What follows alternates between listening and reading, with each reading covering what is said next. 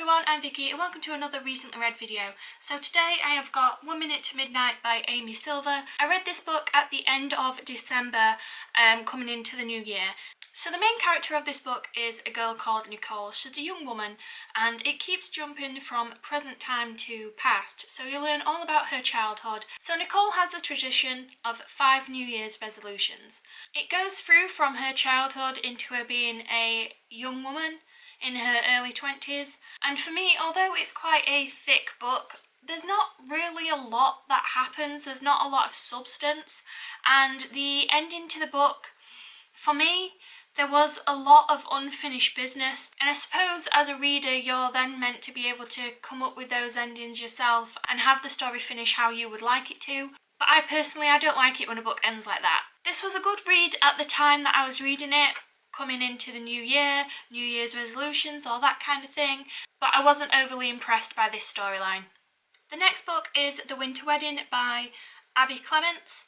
So I picked this up from a charity shop last year, and with it being January and winter, I decided to read this. It's about a young woman called Hazel who is a twin, and her sister is getting married. Unfortunately, her sister and her fiance do not have the sort of money and budget to be able to pull together the wedding that she would like. So Hazel has got a lot of experience in design, so she brings all of her skills together to become her sister's wedding planner. After successfully completing Lila's wedding, people come to Hazel and ask her to be their wedding planner. Hazel didn't set out for this to be her career. She wasn't fully satisfied at her current job, so she decided to just go for it.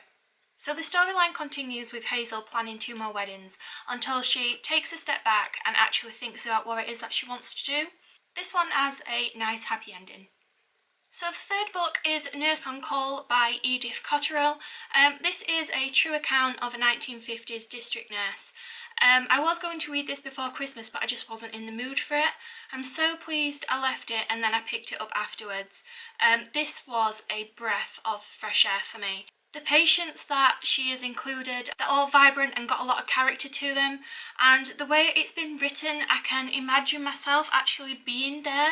It's not always in chronological order, but I still enjoy the way that it was written. You start learning more about Edith, her childhood, how she became to be involved in nursing.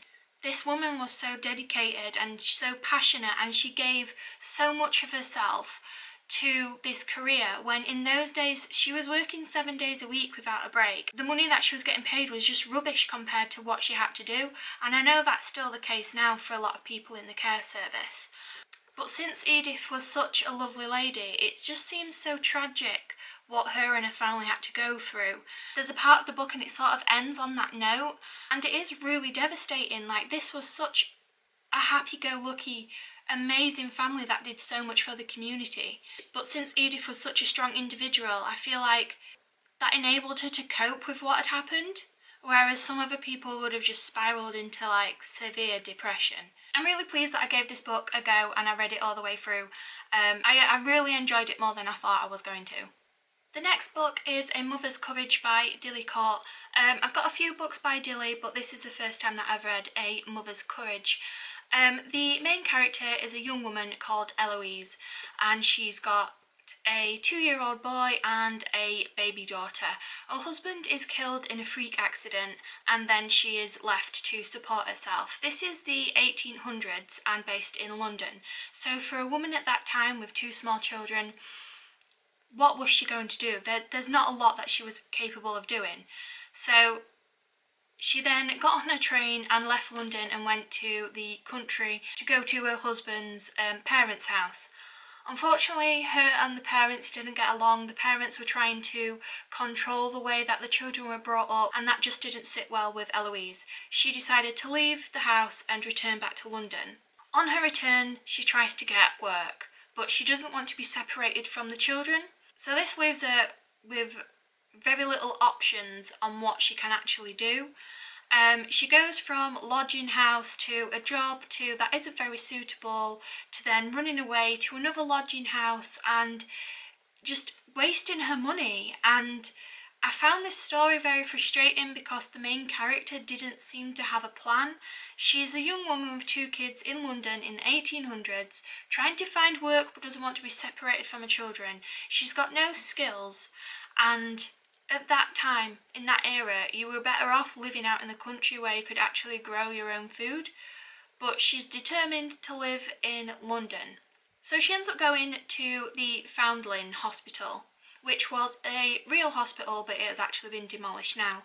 And she hands her kids over. She's got no other option but to leave her kids at their doorstep and pretend that they are orphans. And then she fights to get herself a job within the hospital so that she can still see her kids every day. So things do work out for Eloise at the end of this story. But for me, it was a very difficult read because of my frustrations towards the character, the fact that she didn't seem to have a plan or any idea of what she was doing. It just seemed as if she was going round in circles the whole time. But it's a nice happy ending. And the next book is another one by Dilly. This one is A Mother's Promise. I've read this book once before, so once again it is a young woman who is the main character of this storyline.